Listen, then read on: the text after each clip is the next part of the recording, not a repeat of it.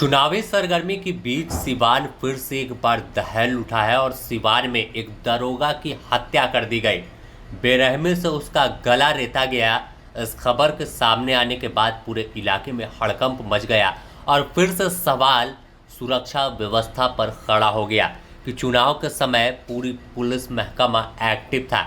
इसके बावजूद एक दरोगा की खुद हत्या हो जाना अपने आप में कई सवाल खड़ा करने वाला है, क्योंकि सिवान जिले के दरौदा थाना क्षेत्र में अहले सुबह ही एक दिल दहला देने वाली खबर सामने आई। दरौदा थाने में ही तैनात एएसआई अनिरुद्ध कुमार की हत्या कर उनके शव को पास के ही एक 60 फीट गहरे चावर में फेंक दिया गया।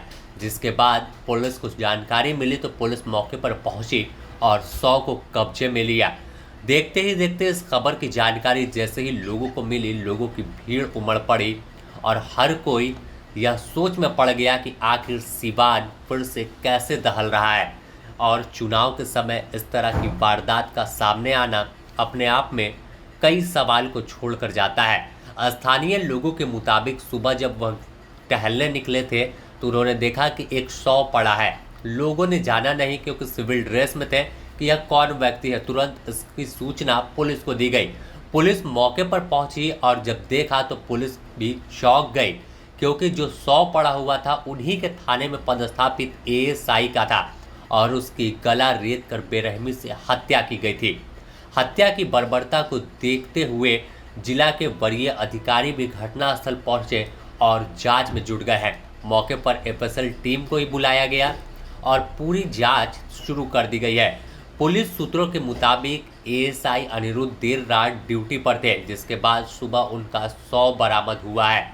फिलहाल हत्या की वजह क्या है, किसने हत्या की, इसकी कोई जानकारी नहीं मिली है, लेकिन पुलिस हर बिंदु पर जांच कर रही है। पारिवारिक विवाद से लेकर के आपराधिक और हाल के कई केस को खंगाल रही है, जिसे अनिरुद्ध देख रहे थे। घटना से स्थानीय लोग भी डरे और सहमे हैं। सन्नाटा पूरे इलाका में पसरा है।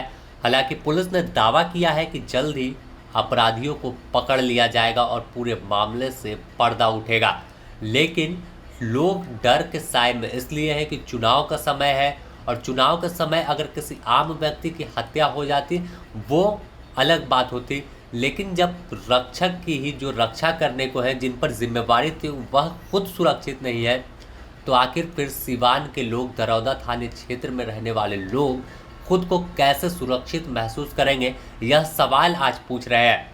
पूरे मामले को लेकर इलाके में डर और दहशत का माहौल है और हर कोई चौक चौराहे पर चुनाव की सरगर्मी छोड़, चुनाव के बात को छोड़ इस दरोगा हत्याकांड का जिक्र कर रहा है। और कई लोग यह भी सवाल उठा रहे हैं कि ऐसी तस्वीर पहले बिहार में आती थी जिसे जंगल राज कहा जाता था, कि कभी आईएएस अधिकारी को मार दिया गया था सरेराह, तो कभी किसी पर तेजाब डालकर मौत के घाट उतार दिया गया था। लेकिन अब 2025 में इस तरह की तस्वीर चौंकाने वाली है और चौंका रही है इसलिए कि पूरे इलाके में अतिरिक्त पुलिस बल की तैनाती है।